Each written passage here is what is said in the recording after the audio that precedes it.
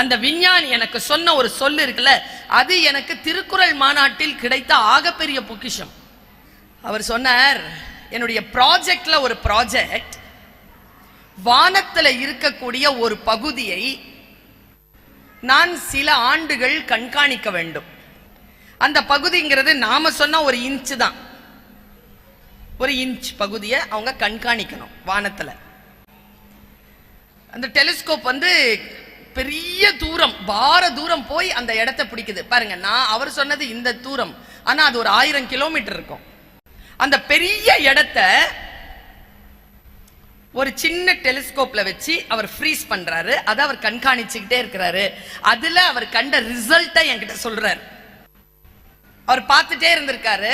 பக்கத்துல நிறைய நட்சத்திரங்கள், கற்கள், நட்சத்திர கற்கள் உலவிட்டு இருக்கு.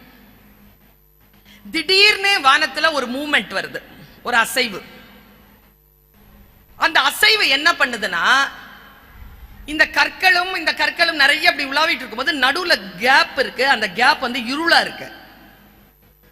அந்த இருளான கேப்புக்கு பேரு பிளாக் ஹோல், இருட்டு பள்ளம் என்று வானவியலில் நாம் படிப்போம். இருட்டு பள்ளம், பிளாக் ஹோல்.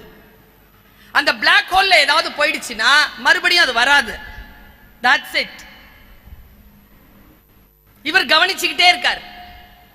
வானத்துல ஒரு சின்ன அசைவு வருது. அந்த அசைவுல சில நட்சத்திர கற்கள் ஜுப் அப்படின்ட்டு அந்த இருட்டு பள்ளத்துல உள்ள போயிடுச்சு. காணோம். எவ்வளோ நாளா வாட்ச் பண்ண நட்சத்திரத்தை காணோம், உள்ள போயிடுச்சு. உள்ள ஒண்ணுமே தெரியல. உங்க டெலிஸ்கோப்பால ஒண்ணுமே செய்ய முடியாதபடிக்கு இருட்டு பள்ளத்துல போயிடுச்சு. கொஞ்ச நாள் அது அப்படியே கவனிச்சுட்டே இருக்கும்போது திடீர்னு மற்றொரு அசைவு. வேற ஏதோ ஒரு கல்லு அசைஞ்சு அந்த இருட்டு பள்ளத்துக்கிட்ட வந்து அது ஒரு சின்ன ஒரு ஜக்கு கொடுக்குதுங்க. அப்ப இந்த இருட்டு பள்ளத்துக்குள்ள போன நட்சத்திரம் இருக்குல்ல, அது வெளியில வருது. நான் சொல்லட்டுமா, நாம் எல்லோரும் அறியாமையினால் இருட்டு பள்ளத்திற்குள் சென்றுவிட்ட நட்சத்திரங்களாக இருக்கின்ற பொழுது, அந்த நட்சத்திரங்களை இருட்டு பள்ளத்தில் இருந்து வெளியில் கொண்டு வந்து வருவதற்காகவே ஒரு நட்சத்திரம் இறைவனால் அனுப்பப்படும். நம்ம வெளியில கூட்டிட்டு வருவாங்க.